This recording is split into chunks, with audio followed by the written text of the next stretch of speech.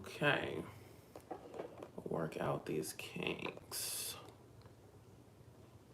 Perfect. That's cool. Excuse me, y'all, while I just basically adjust this whole scenario. I've just been trying to, as I've started doing these lives more, to just get in a routine and also get my set together and get what I want to say together and X, Y, and Z in this sound. Y'all let me know in the comments when you get a chance if the sound is okay. I'm trying something different today, and hopefully it results in a better sound quality projection. So y'all let me know either in the chat or with whoever watches this back, okay? So today, y'all, well, first off, church, greetings and salutations, okay? I hope y'all are doing okay. It is Thursday, April 4th. It's about 8:47 p.m. for all of y'all that's watching me live. You ever have a day where you sort of just feel out of sorts? That's kind of how I felt today. I had so much stuff that I wanted to get done, and I got to some of it, but I didn't get to everything that I wanted to get to. And lately, I've been trying to get back into working out. And as I've done that, I don't know, it's kind of had the opposite effect. Like people say that working out energizes you and gives you, a better lease on life, releases endorphins and all that stuff. And I think it does happen. I just think that maybe either I'm working out too much or I'm not taking the proper supplements or energy drinks or whatever the case may be. Because when I tell y'all, after my workouts, I am usually exhausted, okay? And it's so hard. Oh, thank you, Lisa T. She says, I'm the best. I appreciate you so much. After my workouts, I'm just so exhausted, and sometimes it's hard to like do the things I know I need to do because I should have been on here probably about an hour ago, but from working out, from taking a shower and defunking for y'all so that I'm basically in some semblance of cleanliness. It's basically taken a lot for me to get here. But you know what? I made a commitment to y'all to do these every Tuesday, Thursday, and Sunday. So I believe in holding firm to your commitments, okay? And hopefully the sound is going good today. I don't know why I just keep, every single time I do a live, somebody in the comments is like, talk louder, we can't hear you proper and stuff like that. So I hope it's okay. Anywho, y'all, I don't know how many of y'all pay attention to current events as far as, these celebrities and stuff. That's normally what I do on this channel. I also do like lifestyle stuff as well as food topics. Please check out my cooking video whenever y'all get a chance. It's from my Not a Chef series. I'm making, what did I make? A fall off the bone chicken thighs. So y'all check that out. Just a quick plug, okay? But what's kind of taken storm this week regarding social media has been NeNe Leakes, Carlos King, and the conversation that they had in their car just regarding cheating in general, but more so respectful cheating, okay? And so, first and foremost, we have to discuss the obvious. Have any of y'all out there been cheated on? Okay, it's a very common thing. I'm sure if you live long enough, you'll probably end up getting cheated on, cheating on somebody, or knowing somebody who had some level of cheatation in their situation. So it's a very common thing, right?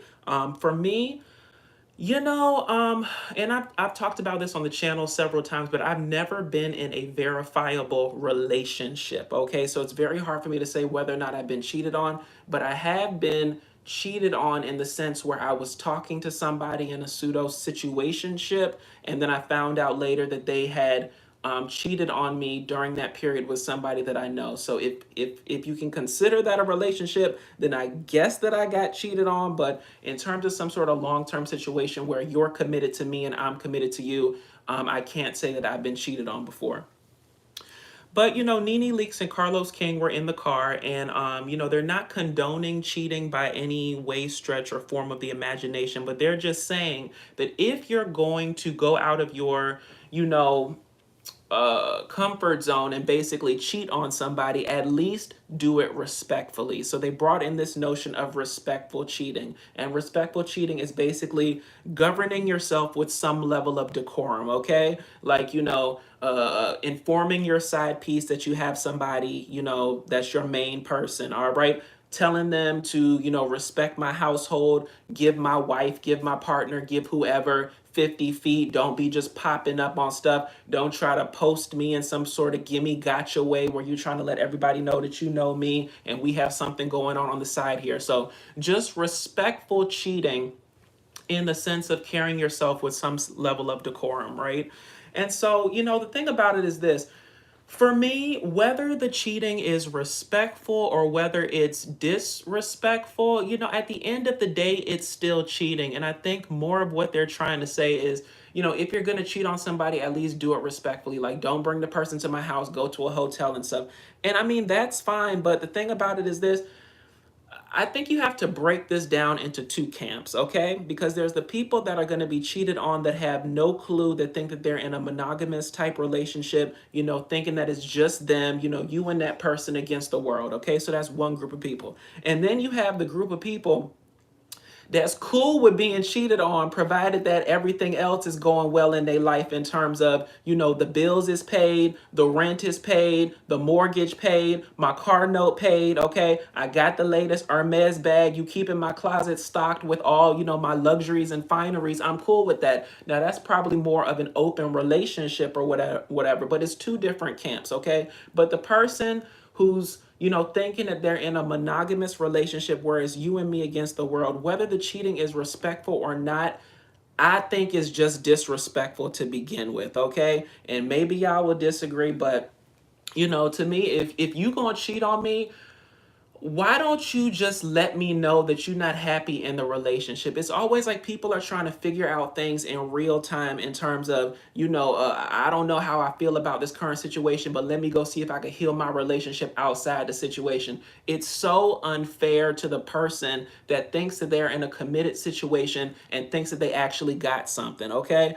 So, call me old fashioned, but I don't know if y'all ever watched that old TV show, The Game, with Hosea Chanchez, I think his name is, and Tia Mowry. But she always, or Maury, she always said something that resonated in my head. I don't know if y'all remember when she was dating that dude Jerome on the show, and she basically told Jerome, before you cheat on me, okay, please just break up with me, all right? And that's always resonated in my head. Now, if you watch The Game, okay, you know that Tia's character ain't basically even take her own damn advice, because she ended up cheating on the man with somebody else, with Derwin, without even telling him. But, the essence of what she said rang true in terms of, before you cheat on me, I would just prefer that you would just break up with me, okay? It's going to hurt either way, but it's probably going to hurt less on the front end in terms of you basically letting me know what's up and letting me know that you're not, in this for the long haul and you got proclivities and things going on outside the relationship, instead of me basically finding out that I'm not in the relationship that I thought I was in, okay? So that's one camp, all right? But then you got the other camp of people in terms of respectful cheating, that they know that they man is doing X, Y, and Z and got all these damn extracurricular activities, but provided that you ain't bringing that stuff into the forefront of my eyes, okay? I can't see it, see no evil, hear no evil, speak no evil, I'm good, okay? Now, let's be clear. There are people out there that are perfectly fine with cheatation of the situation, okay? Provided that they bills is paid, putting me in all my luxury cars, you got me laced in the latest, clothes, you take me down to Louis Vuitton, Gucci, Prada, all that stuff, okay? You got me, the new Hermes bag and whatever the case may be, they're cool with that, okay? It's kind of like that thing that was going on social media a while back, and it was saying, I don't know if y'all saw all those memes, but it was basically talking about, or there were skits talking about what you would do if you came home and you saw your billionaire husband cheating on you, okay? And the lion's share of the skits, wasn't nobody mad, didn't nobody pitch a fuss, didn't nobody raise hell. They literally would walk into the bedroom, see what was going on in terms of their billionaire spouse cheating on them and being like, oops, excuse me, I'm sorry, I went in the wrong room. Y'all carry on, y'all go about y'all business. Because look, when you know where your values lie, there's no such thing as a hard decision. I have always said that so many times, y'all, okay? Once again, for the people in the back, when you know where your values lie, There is no such thing as a hard decision. And if your value lies in your bills being paid, you having the latest finery, you living good, eating good, looking good, eating lobster thermidor and firm shrimp, then maybe you're not that concerned, regarding the fidelity of the situation regarding your relationship, okay? So, to sum this all up, whether, you're cheating respectfully or you're cheating disrespectfully, I think it depends. I just believe in open communication and transparency, okay?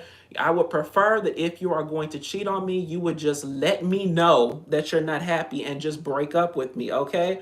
But if we're in a situation where I don't love you, you don't love me, and we just in a situation of convenience, then perhaps maybe we could work something out, okay? But there are probably people that are in situations where, Steve Harvey said something, because I listen to him all the time, and he said, the reason why men cheat is because there are so many people that are willing to cheat with them, okay? And they also said why men lie to their spouses in terms of cheating on them is because they love them. And they said that's very hard for women to understand. Now, if I'm out of the breadth of my expertise, because y'all know I'm part of the LGBT LMNOP community, I've never been in a, heterosexual type relationship, let me know, okay? But it does stand to reason that when you're trying to protect somebody's feelings and you don't want them to feel a certain way, the natural inclination may be to hide something from them so as a way to alleviate any sort of pain that they may go through by figuring out the information. Like I told y'all before, it's going to hurt on the front end or the back end, okay? It's better to get it on the front end because when it comes on the back end in terms of learning this information that someone's been unfaithful to you,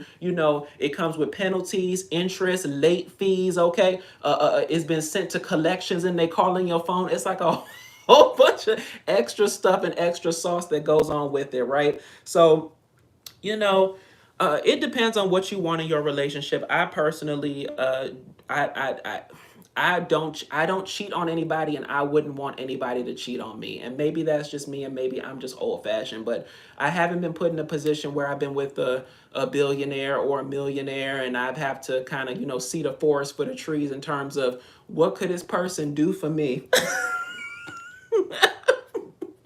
Outside of the whole fidelity conversation. So, but look, I think what they say makes sense. If you gon' cheat on somebody, at least be respectful. Show me the common decency that you ain't just flagrant and out and about with it. And if you want to relate this to a real life scenario, right? I've done several videos on this channel surrounding Wendy Williams, the documentary, and the whole breakdown stuff of her marriage, and stuff like that. Y'all check that out if you haven't gotten a chance. But one of the things that people, have said, and I've basically surmised from watching her whole situation, is that Wendy and Kevin, in terms of her ex-husband, they had an agreement, okay? Don't get sloppy, don't bring home a baby. And what did that man do? He got sloppy and he brought home a baby. So it stands to reason that if he did not get sloppy in terms of, letting it be known, letting himself be caught with this other woman that he was cheating on her with, and if he didn't bring home a baby, then yes, she didn't like the cheating, okay? But she would have just dealt with it because her stipulations in terms of her line in the sand were being fulfilled, all right? So, I guess that's a case of when respectful cheating goes wrong, because I think she said in one of those documentaries that she knew that he was cheating for years. But like I said, they had a rule, okay? Don't get sloppy and don't bring home a baby. And that man basically reneged on both, items in that contract. So she had to do what she had to do. So yeah, I guess and if you look at the news now, he going through all this stress, struggles, and strife because he can't pay his bills because he's no longer living in the blessing of the Wendy Williams fortune. Even if her money is hemmed up in the guardianship system, all the bills that were historically paid regarding, staff, assistants, a glam, X, Y, and Z, those would have continued to be paid along with any sort of alimony due to him under the divorce settlement. But, he shot himself in the foot. So maybe, there is such a thing as respectful cheating, especially when there's open, honest, transparent communication, okay? And that's all I'm saying, just to sum this up, okay? If you're going to cheat on somebody, at least give them the first right of refusal in terms of whether they want to deal with this or whether they don't want to deal with it. And that's all I'm saying. And y'all drop down in the comments and let me know what you think about it, okay? And also let me know if you've been cheated on. Um, and then the last thing I just want to talk about today is just why is dating so hard? And I don't know if it's the same thing on the, heterosexual side. Y'all drop down in the comments and let me know. But just in terms of the LGBT LMNOP community I'm part of, it is just so hard to find somebody that's not on that, hookup nonsense, that's not on that F boy crap. And it's just, how do people meet people these days? Like, if it's not gonna be on an app, like I don't like the days to me of you going to the grocery store and meeting somebody on the meat aisle or the cereal aisle, they seem to be so, far gone. And the thing about me is this, and those who have watched me for a while know this, my birthday is on the cusp of Gemini and Taurus, okay? And I know everybody don't believe in star signs and all the, what you call it, horoscopes and stuff like that. But I kind of lean more into my Gemini side. I'm very dual-minded at times, okay? Lisa T says, "Ooh, how do I pull up the conversations? Let's see, live chat, all messages are visible. I want to see them." Okay. Lisa T says, "Have a conversation with your partner before you want to cheat so that partner will either stay or go. Let it be that person's choice to stay or go." I agree with you. I absolutely agree. And that's what I said. If you're going to cheat, at least have open, honest communication behind it. Okay. Give that person the first right of refusal. Thank you so much, Lisa T, for that comment. And I'm glad that you resonated with me. Clearly, you're my people and we're here. Okay.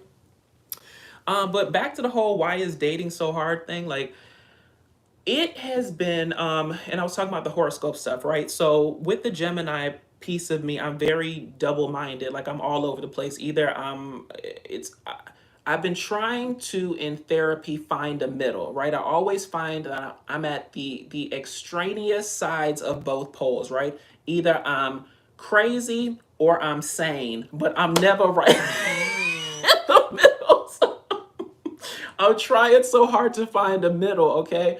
And I think that, before you can get into a relationship with somebody, you kind of have to be able to heal thine self, okay? In the eternal words of the Bible, you have to be a whole person. Like, you can't go into a relationship thinking that somebody is fitting to complete you, okay? If you go into a relationship like that, I feel like you'll fail every time, okay? People aren't meant to complete you. In the eternal words of Bethany Frankel, I complete me. Nobody completes me. I complete me, all right? You have to be a complete person. In the eternal words of Lettucey, someone is just supposed to add to your life, okay? They're supposed to enhance it. They're supposed to be that quality that makes it even better. But you have to be a whole person by yourself, okay? So in this period of my life where I've just found dating so hard, and I think you have to put it into two categories, because I don't have a problem finding somebody that wants to hook up with me, okay? And like many of you, I'm sure you don't have that issue. All you got to do is breathe, put up a selfie or something, and somebody is like, "Oh, what you doing? What you doing? You want to get together? You want to link up?" I'm tired of that. I did that all throughout my 20s, okay? In the eternal words of Evelyn Braxton, okay? I laid it low and I spread it wide, okay? I did all of that in my 20s. I'm trying to find somebody in my 30s who is kind of on the same time that I am, right? Like, trying to career build, wants something more, wants to build something, wants to have commonalities, wants to kind of do right and have an actual relationship and not just, have these flighty, one night stand type things. Like, I'm just over that whole thing. And it just seems like when you're in the period of your life where you're trying to make a change and you're trying to do better and basically want better for yourself, you kind of just have to figure out how to structure what you used to do and how to make that work for you in the current day, right? So it doesn't mean that you need to let go of all the friends, the relationships, the places that you used to do things X, Y, and Z, but it might mean that you need to modify it a bit, okay? In the eternal words of the world, if you are the most successful person in your friend group, you probably need a new friend group, okay? If you are the smartest person in your friend group, you probably need a new friend group, okay? So it stands to reason that if you're, sensibilities regarding dating has changed, then perhaps you need to associate yourself with a higher level of dating group, okay? So maybe you can't find people the same way you used to do it. Maybe you need to join, these associations and stuff. I have a friend named Chezaram. Shout out to Chezaram.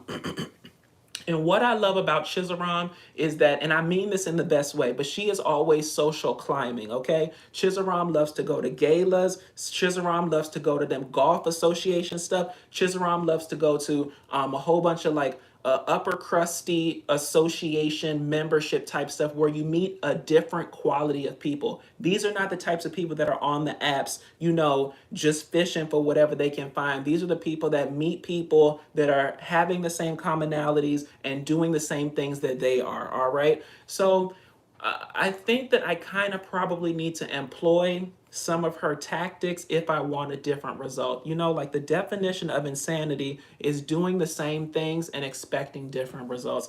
So maybe I answered my own question through process of elimination. Maybe dating is so hard because I keep trying to do the same things and expect different results. Okay. So look at God. I done answer my own question through the process of just reasoning it out. And y'all done seen it in real time, okay? So look, if y'all have any tips and tricks for me regarding dating or you know, things that I should try, associations I should join, places I should go, people I should follow regarding social media and stuff, y'all drop down in the comments and let me know. But you know, I'm so glad I did this live today because it actually made me feel much better than how I did when I first started it. I was in the doldrums and y'all done cheered me up just through this conversation and stuff like that. But anywho, y'all, I do this Tuesdays, Thursdays, and Sundays, usually around 8 o'clock. Today it was a little bit later, and I told y'all if y'all watched it from the beginning. But thank you guys so much for watching. If you liked what I said and you liked what I did, please feel free to like, comment, and subscribe. And follow me on all my social medias at DatDamnDasher. And I will see y'all, what's today? Thursday. So I'm going to see y'all again on Sunday. And I'll talk to y'all later. Bye.